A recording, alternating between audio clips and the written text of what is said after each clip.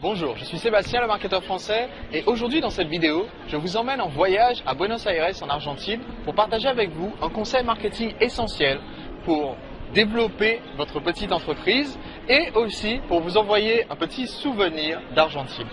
Alors aujourd'hui, pourquoi est-ce que je suis en Argentine pour faire cette vidéo? C'est tout simplement parce que cette vidéo, c'est la première d'une série que je vais réaliser au cours des prochaines semaines, des prochains mois, où je vous emmène dans un tour du monde. Et pendant ce tour du monde, on va voir ensemble des conseils de marketing issus de ce qu'on peut trouver dans les différents pays que nous allons visiter. Donc aujourd'hui, j'attaque ce tour du monde avec ma compagne. On a profité de pouvoir voyager parce que nos activités respectives nous permettent de voyager. Elle a pu prendre un mi-temps pour la moitié de l'année pendant laquelle elle fait une pause.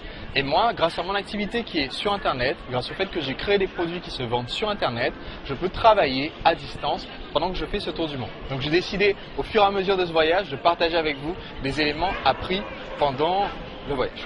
Et aujourd'hui, j'aimerais attaquer avec quelque chose d'essentiel et paradoxal quand on démarre notre activité, notre petite entreprise en tant qu'entrepreneur.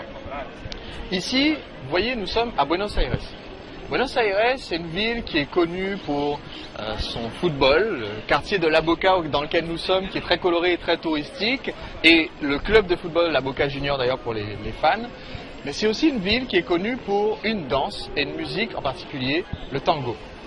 Il faut savoir qu'au tout début du tango, au début du XXe siècle, il n'était absolument pas une danse populaire, une danse omniprésente à Buenos Aires comme aujourd'hui.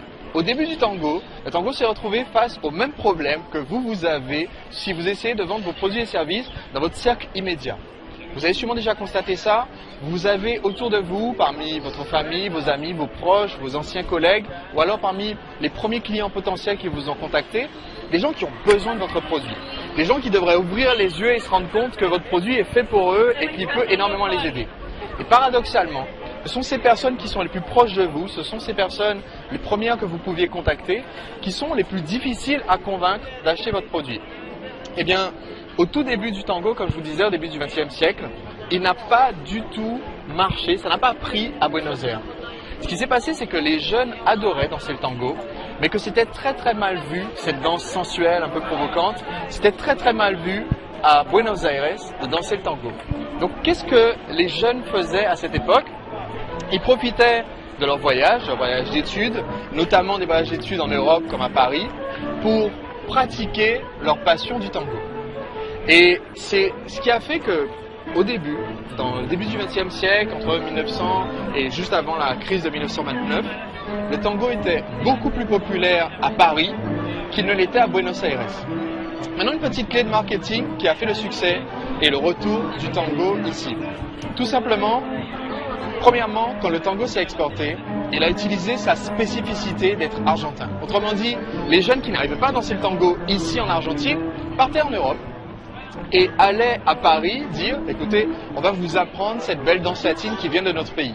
Ça a eu automatiquement du succès parce que le fait que ça vienne d'ailleurs, ça ajoutait un peu de cachet, un peu de prestige.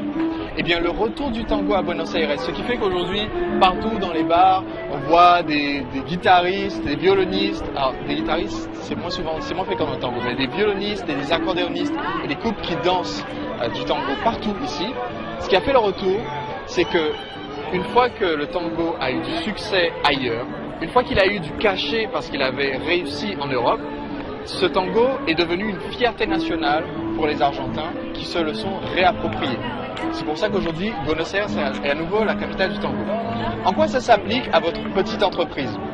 Tout simplement, au début, si vous rencontrez ce problème de ne pas pouvoir être prophète dans votre propre pays, comme dit l'expression, c'est-à-dire ne pas réussir à vendre aux gens qui sont les plus proches de vous, la solution c'est de sortir au début de votre cercle le plus immédiat. Sortir de ce cercle un peu trop facile.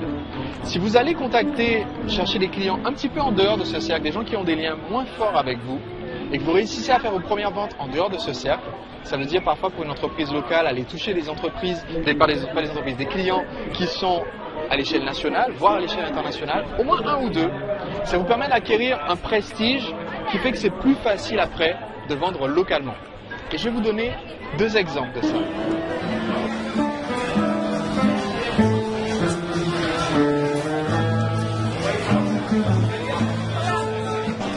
un premier exemple d'application du conseil que je viens de vous donner.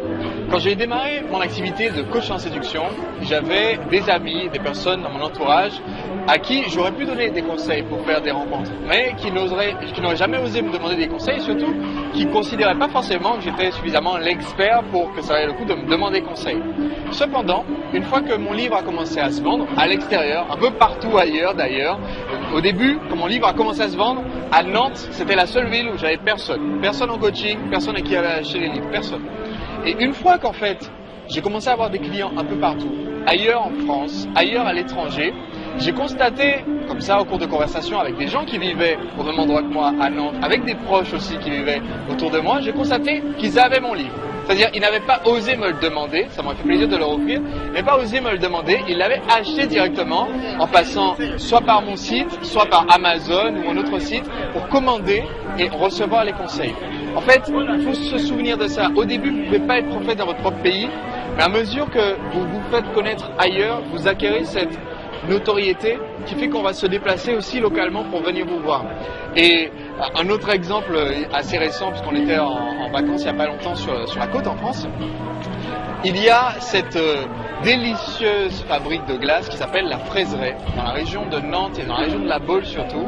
Et j'ai constaté qu'à chaque fois qu'on partait à la Baule, que ce soit avec ma compagne ou avec des amis, ils insistaient pour aller manger une glace à la Fraiserie. Autrement dit, c'est une petite boutique qui est locale, d'accord. Ils vont pas exporter des glaces nationalement. Donc leur portée, on pourrait penser que ça serait que des clients locaux, des gens qui sont dans leur zone d'achalandage. Eh bien non, le fait d'avoir cette renommée au-delà de leur petite ville, de leur petite commune, fait que les gens de passage connaissent déjà leur activité et viennent acheter leur glace spécifiquement là. Ils ne se déplacent pas du bout de la France pour acheter leur glace, mais quand ils sont en déplacement du bout de la France, ils viennent acheter leur glace à cet endroit-là. Donc voilà pour ce conseil pour vous aider à développer votre activité, tout simplement. Allez chercher quelques victoires. Parfois des victoires faciles à l'extérieur de votre cercle privé. Quand je dis des victoires faciles, ça peut être accepter de vendre votre produit ou service une fois ou deux fois exceptionnellement. Moins cher que son tarif normal à l'extérieur de votre cercle privé pour acquérir le prestige des clients qui vont l'acheter. Ou même l'offrir quelquefois pour acquérir ce prestige des premiers clients qui vont l'acheter et pouvoir plus facilement le vendre localement. Cette astuce, vous allez voir, va vous permettre de démarrer plus rapidement votre activité. Et pour mettre en application ce conseil tout de suite dans votre entreprise, j'ai demandé à ma collaboratrice Marie de vous préparer une fiche récapitulative de 17 idées pour avoir de nouveaux clients en sortant de votre zone de confort. Il vous suffit de cliquer juste en dessous de cette vidéo sur le bouton j'aime et le téléchargement sera instantané pour cette fiche récapitulative. C'était Sébastien le marketeur français, on se retrouve très vite pour une prochaine vidéo.